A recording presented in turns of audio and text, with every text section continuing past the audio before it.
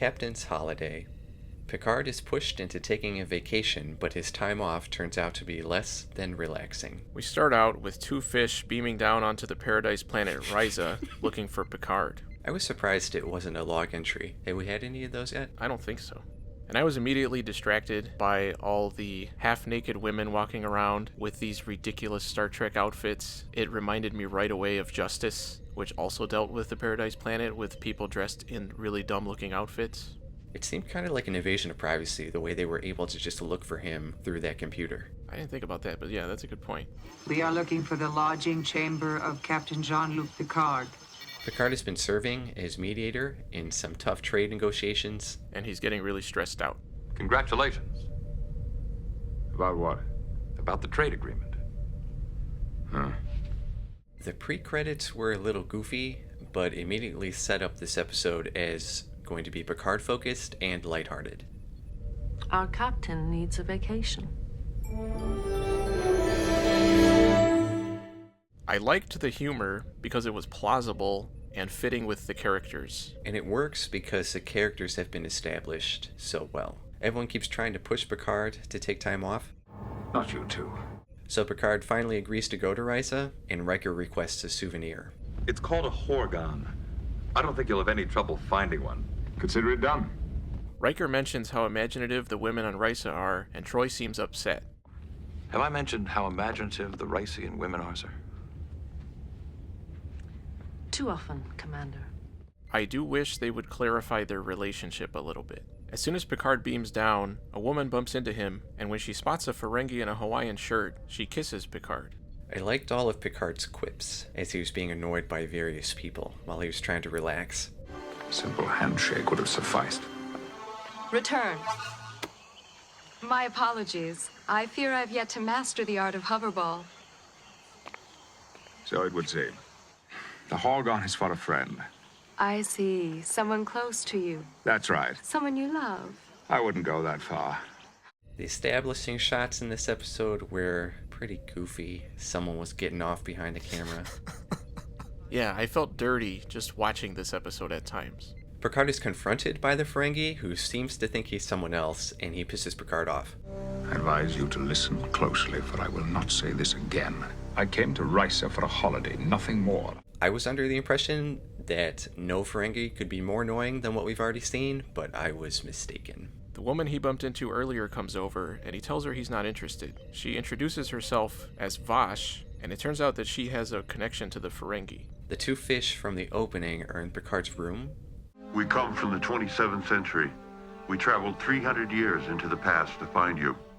They're searching for an artifact from the future that can do some science-y weapon stuff called the Tox Utat. Picard is then intrigued and starts playing along with Vash. This whole weird future subplot thing was very expository and seemed a little forced, but I was okay with it since this episode was so weird already. I do wish it made a little bit more sense. It feels like something that should be more important, but it's mostly in the background just as kind of a catalyst for everything else. Picard agrees to search for the Utat with Vash, and Picard confirms that the Ferengi are the literal punching bags of the universe.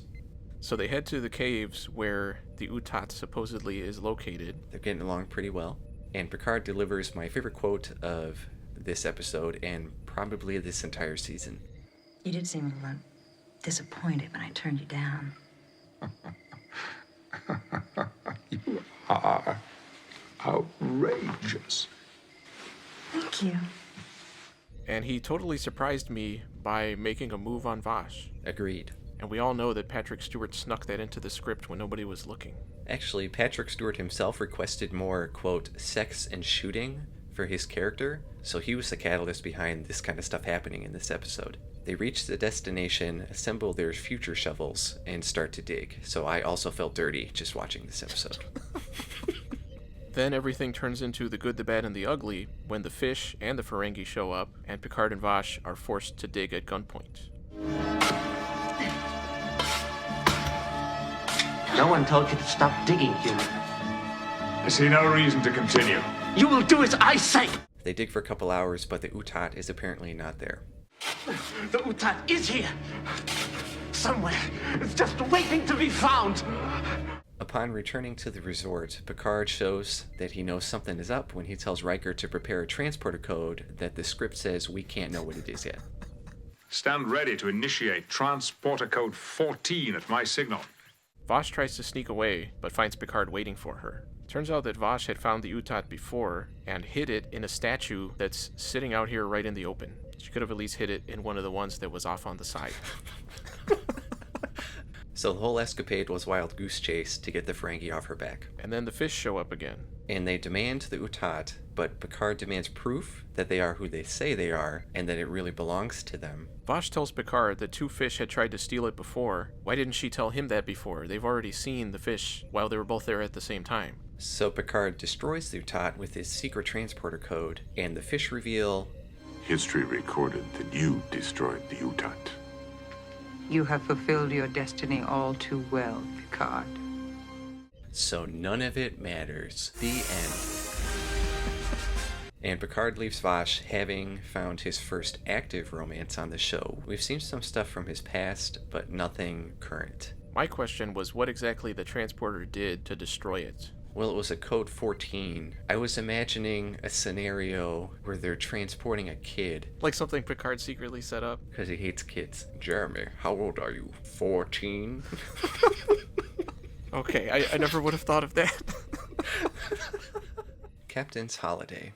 Overall, this was a very enjoyable episode. The plot didn't end up mattering, it was all just background stuff, but I honestly wish it had been a little bit more developed. Picard and Vosh were great, both the characters and what they did with them, and the actors. The episode was consistently entertaining without any of the stupid humor that we got early in the show. I just really wish the story had been a little stronger. I would give it a B+. I gave it an A-. This episode could have been really dumb. Just writing out, Captain Picard spends the entire episode going through a comedy of errors, culminating in him getting laid. Sounds like it wouldn't work at all, but it does. It's really a credit to Patrick Stewart's acting abilities and his established character. This exact scenario with another actor of lesser skill probably would have been a train wreck. The Utat plot was really overly complicated and weird, with the end result not mattering anyway. It was very throwaway. Vosh and Picard had great chemistry together, and I would be fine with her showing up again at some point. And this one was written by one of the collaborators of yesterday's Enterprise, and I think that came through. From the setup and the synopsis, I did not think I would like this one, but I really did.